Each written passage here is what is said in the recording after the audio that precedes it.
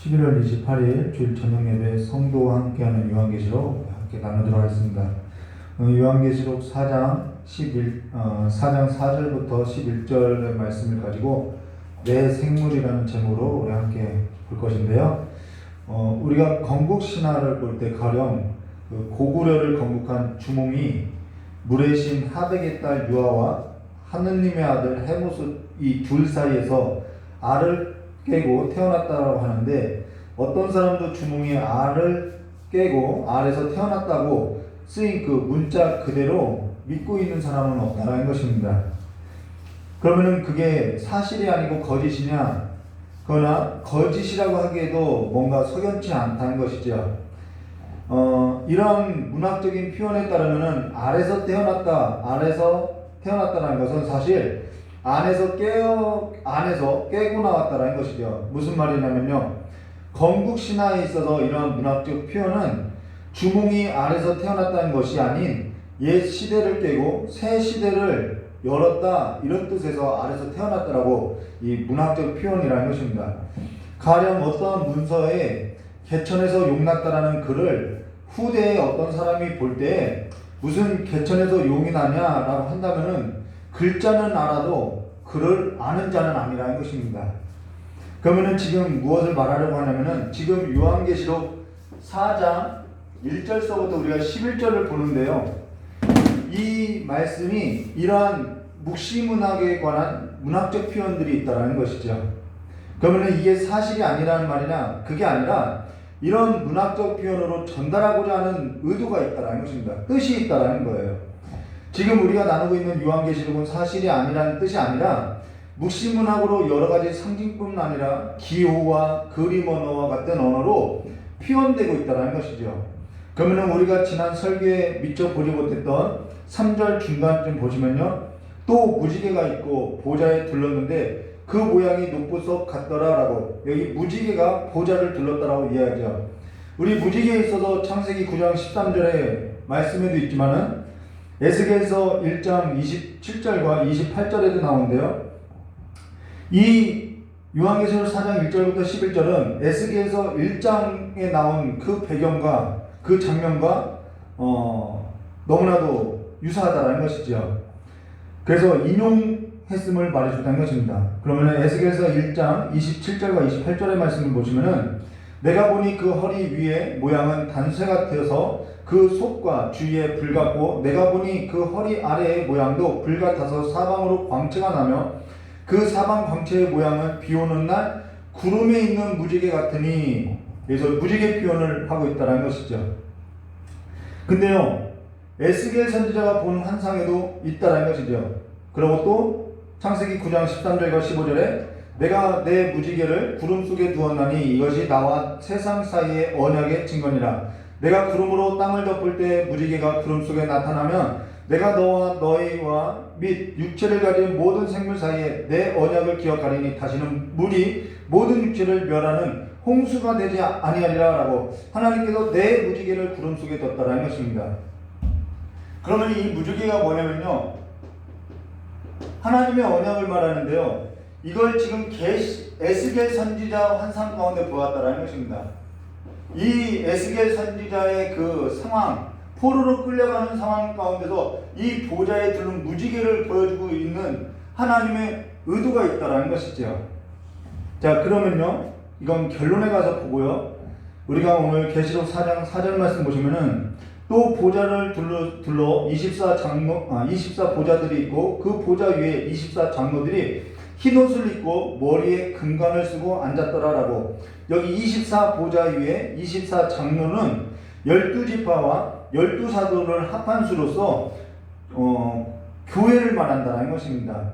자, 여기 흰 옷을 입고라는 것은 우리가 계속 앞서서 살펴보았듯이 어린 양의 피로 그 옷을 빤 자가 흰 옷을 입었다라는 거예요. 그러면서 어린 양의 피로 구원을 받은 성도, 바로 12지파와 12사도로서 교회를 상징하고 있다는 것이죠. 그러면 5절 말씀이요, 보좌부터 번개와 음성과 우레소리가 나고 보좌 앞에 켠 등불 7이 있으니 이는 하나님의 7 영이라 라고 나오는데요, 여기 번개와 음성과 우레소리라는 것은 하나님께서 백성들 가운데 임재할 때 우리 시내산의 같은 모습이죠. 하나님이 강림하실 때의 모습이라는 것입니다. 바로 그래서 우리가 지난 설교 때 하늘에 열린 문이 있는데 라는 그 표현은 하나님의 임재를 뜻한다라고 보았다라는 것이죠. 그리고 여기 보좌 앞에 켠 등불 일곱이라는 것은 스가랴서 4장 1절서부터 6절의 말씀을 인용한 것인데요. 5절 말씀에 거기 말씀에 보면은 이 스가랴 선지자는 하나님 성전 재건에 있어서 이렇게 하나님의 말씀을 선포했던 선지자라는 것이죠. 그런데 그 하나님 성전 재건하는 일에 있어서 이는 힘으로 되지 아니하고 능력으로 되지 아니하고 오직 나의 영으로 되느니라라고 했던 것처럼 순금 등잔 때에 관한 환상을 보았다라는 것입니다. 그래서 지금 여기 보좌 앞에 켠 등불 7이 있는데 이는 하나님의 7영이라고 소개하고 있다는 것이죠. 그래서 계시록 4장 5절에도 이는 하나님의 7영이라는 것입니다. 근데 지금 제가 어떠한 적용적인 해석 없이 성경 말씀을 보는 까닭은요, 계시록 4장 1절부터 11절 전체를 이렇게 보고 나서 이 끝에 가서 이것이 무엇을 말하는지 보기 위함이라는 것입니다.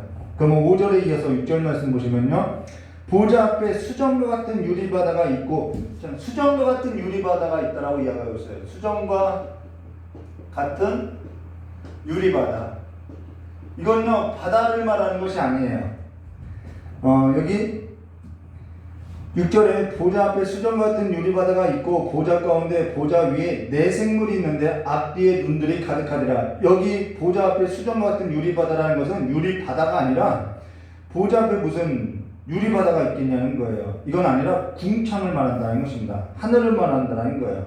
그리고 보좌 주위에 네 생물이 있다라고 이야기하는데 이 네 생물은 앞뒤에 눈들이 가득하더라라고 한 것은 정말 눈이 막 앞뒤로 이렇게 있다는 것이 아니라 이 다 문해적 표현으로서요, 감찰한다라는 뜻이라는 것입니다. 어떠한 것도 감추인 것이 없이 다 살피신다라는 것입니다. 우리는 이걸 신학적 용어로 뭐라고 하냐면 하나님의 속성 중, 지금 네 생물이 나오는데요, 그 하나님의 속성 중 비공유적 속성으로서 무수부재하신 하나님을 나타낸다는 것이죠.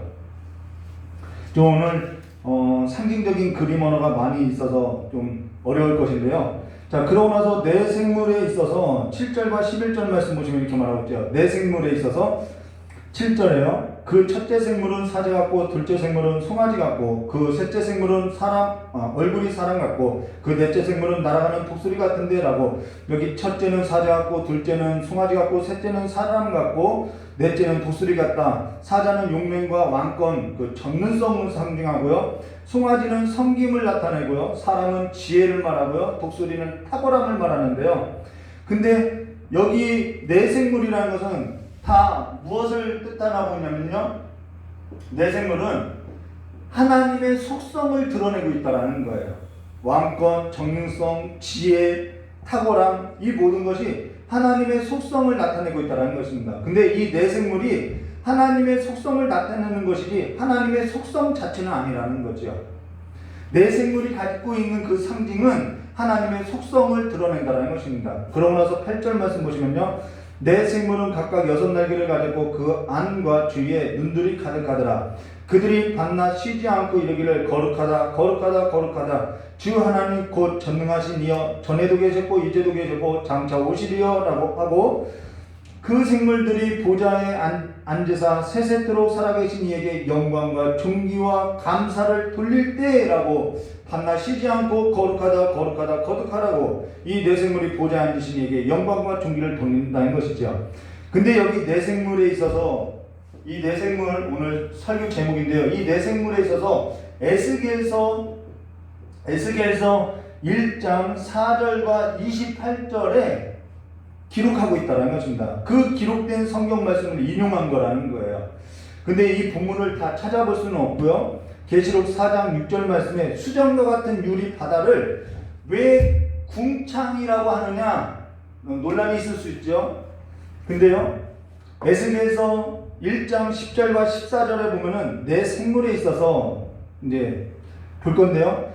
에스겔서 22장 23절 말씀해 보시면은 여러분이 꼭 집에 가셔서 에스겔서 1장을 읽어보시면 좋을 것 같아요. 에스겔서 1장 22절과 23절, 그 생물의 머리 위에 수정과 같은 궁창의 형상이 있어 나온다는 것이죠.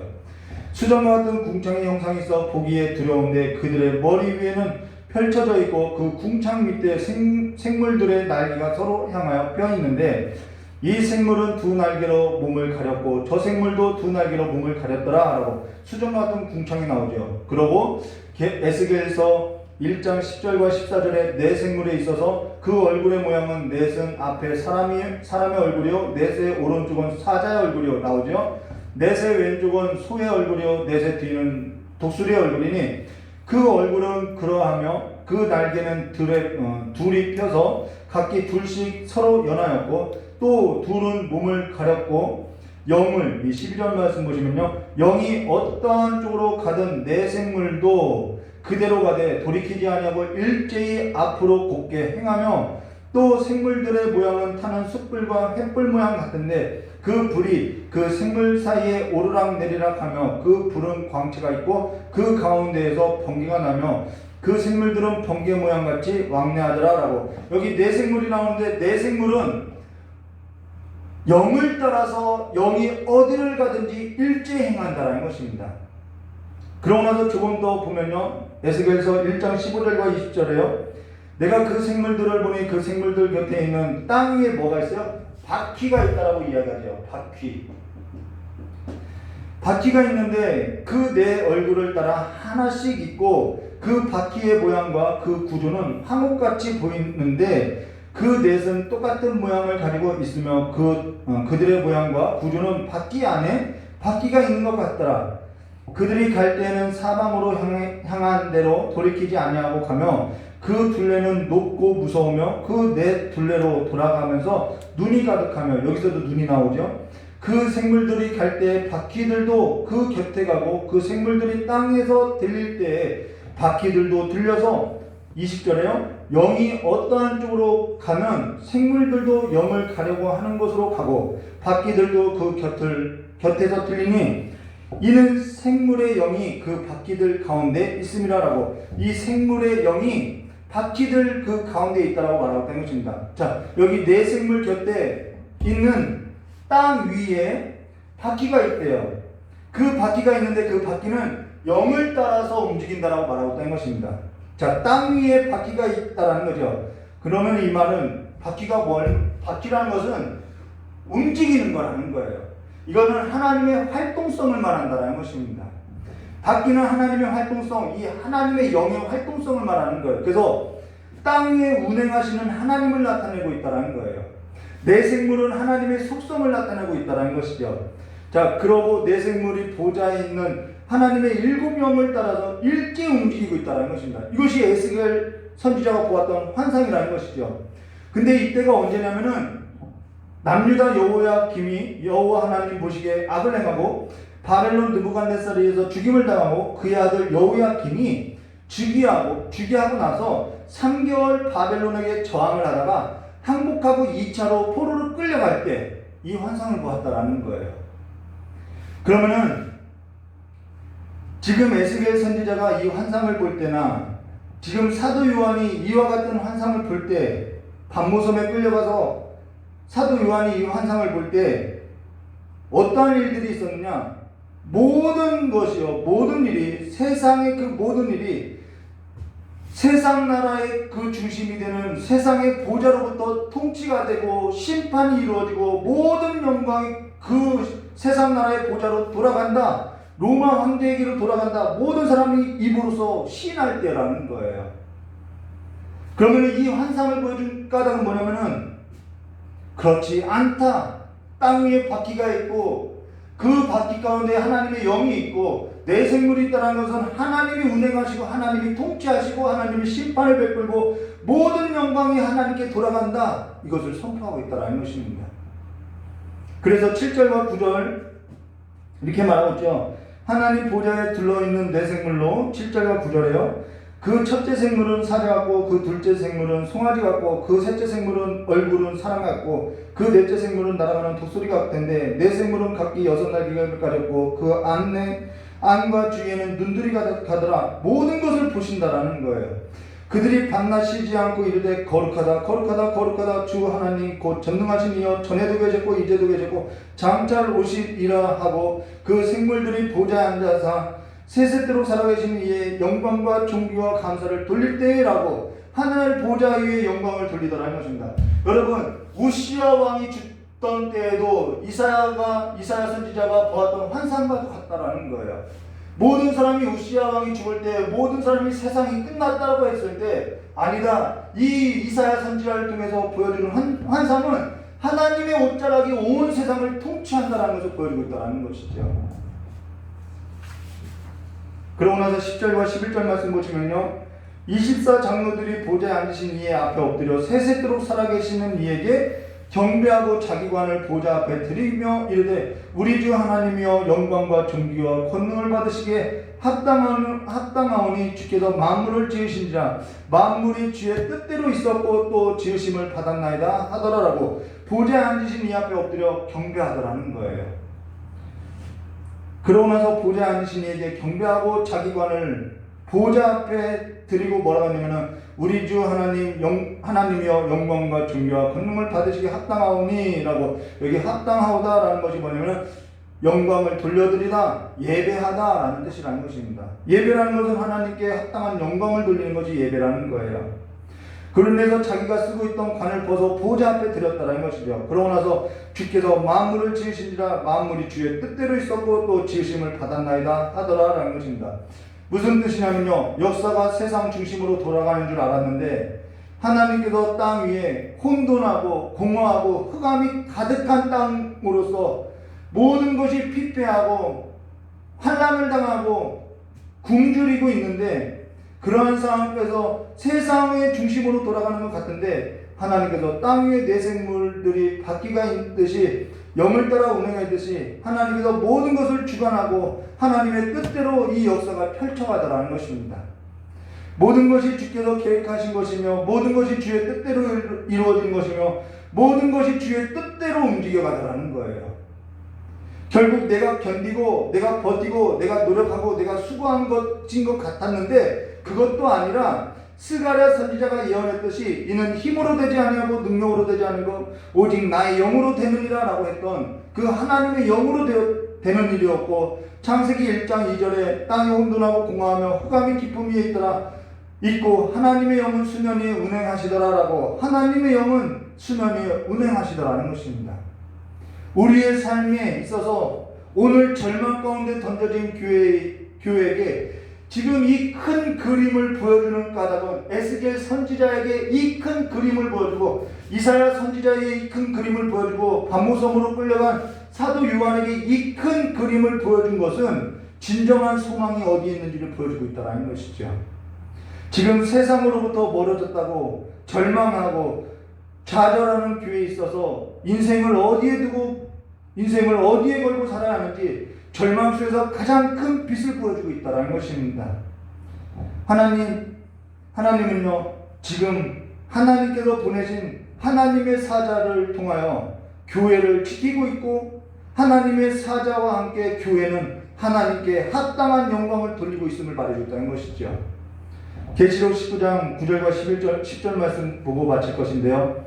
천사가 내게 말하기를 기록하라. 어린 양의 혼인잔치에 청함을 받은 자들은 복이 있도다 하고, 또 내게 말하되 이것은 하나님의 참되신 말씀이라 하기로 내가 그 발 앞에 엎드려 경배하려 하니, 이게 사도 요한이 천사에게 경배하려고 엎드려 경배하려고 하니, 천사가 나에게 말하기를 나는 너와 및 예수의 증언을 받은 내 형제들과 같이 된 종이니 삼가 그리하지 말고 오직 하나님께 경배하라. 예수의 증언은 예언의 영이라 하더라라고 사도 요한이 경배하려고 했는데 하지 말라고 말하고 있다는 거예요.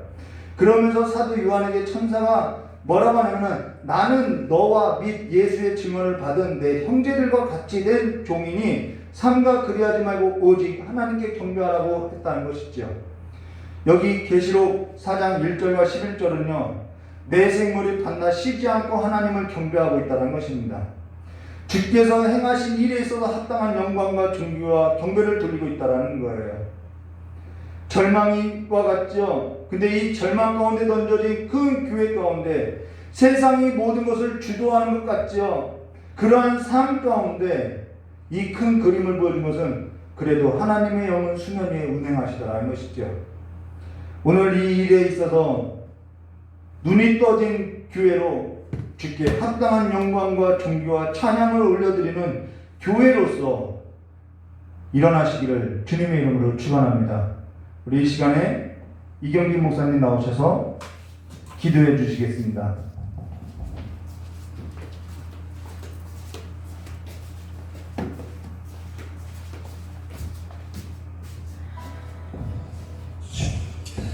같이 기도하겠습니다. 거룩하고 존귀하신 아버지 하나님, 아무것도 아닌 인생을 불러주셔서 하나님의 이름을 부르게 하시고 주님의 자녀 삼아주시고 주님께 합당한 영광을 돌릴 수 있도록 불러주시니 감사합니다.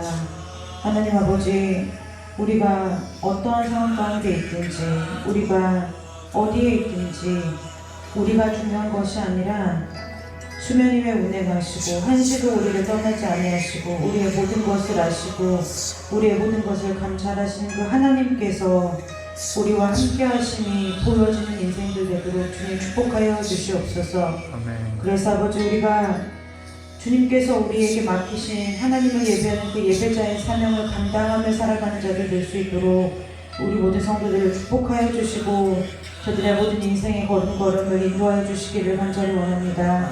아버지, 새롭게 시작하는 한 주간 동안도 주께서 저들의 출입을 지켜주시고 아버지, 우리가 주님이 세우신 그 자리에서 주님이 맡기신 일을 따라 아버지 주님 안에서 주님께 영광을 돌리기에 합당한 삶으로 삶의 예배를 드리는 귀한 자를 될 수 있도록 주께서 모든 출입을 지켜주시고 아버지께서 마음과 생각을 지켜주시고 우리의 육신의 발걸음이 아버지 죄악의 길에 오만한 자의 자리에 서지 아니하고 주님께서 세우시는 자리에 주님께서 걸어가게 하시는 길을 걷는 자를 다 될 수 있도록 주께서 축복하여 주시기를 간절히 원하오며 거룩하고 존귀하신 예수 그리스도의 이름으로 축복하며 기도드리옵나이다. 아멘.